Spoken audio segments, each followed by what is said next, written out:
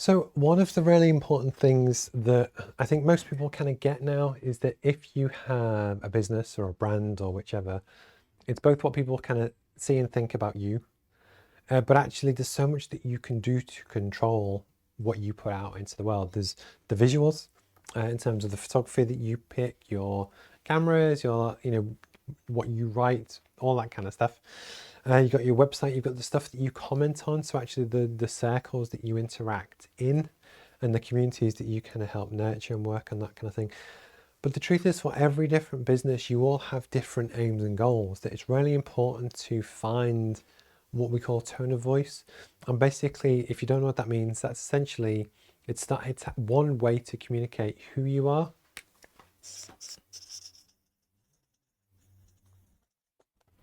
So one of the things why that's important is that if you are a very cool streetwear brand, you will communicate very differently to a insurance provider.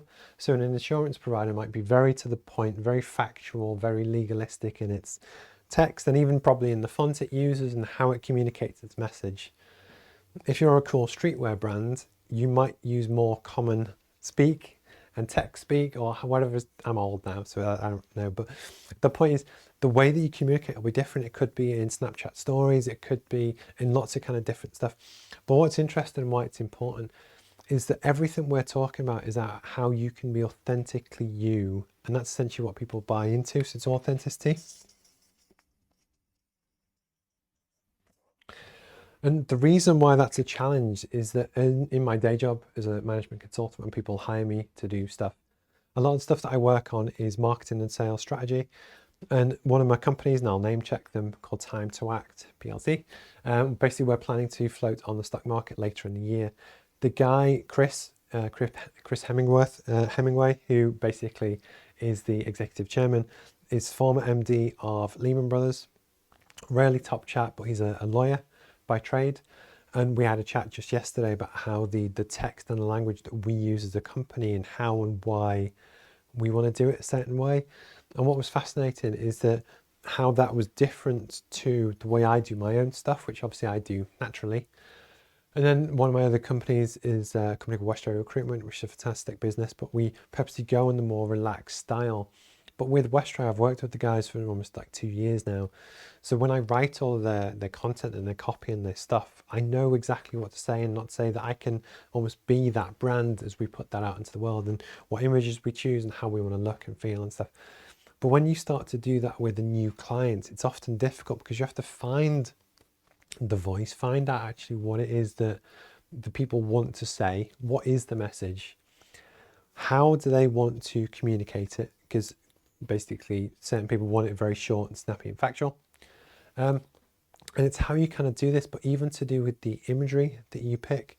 So for instance, for a clean tech business like Time to Act, you could go the environmental route to use lots of rainforests and turtles and lots of kind of different stuff. But actually that might not necessarily resonate with the exact core audience of the people that you want, who for that particular business would be investors who want to invest in the clean tech space, where actually they want to see ESG related clean tech businesses, but with the industrial twist. And what we're starting to do is start to hone down on both what you do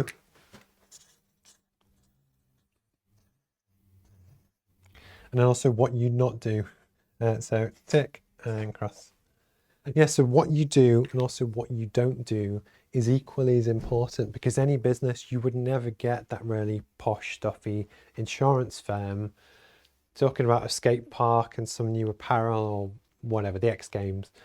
And the point is almost down to how you run your Twitter accounts and the causes that you might retweet or support. It's really important from a business point to really kind of understand what is it that you want to do and be seen with and occupy in terms of the space that you kind of relate to and build your community.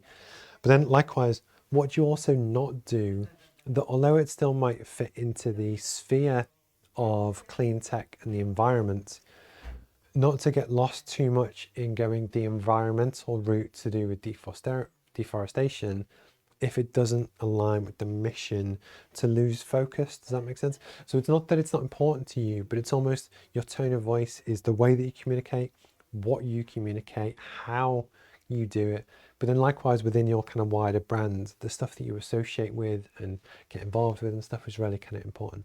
It's something that I was literally doing yesterday. I just thought it might have been interesting to kind of, talk about, and that also includes like the grammar that you use and how many commas that you use and lots of kind of different stuff as well.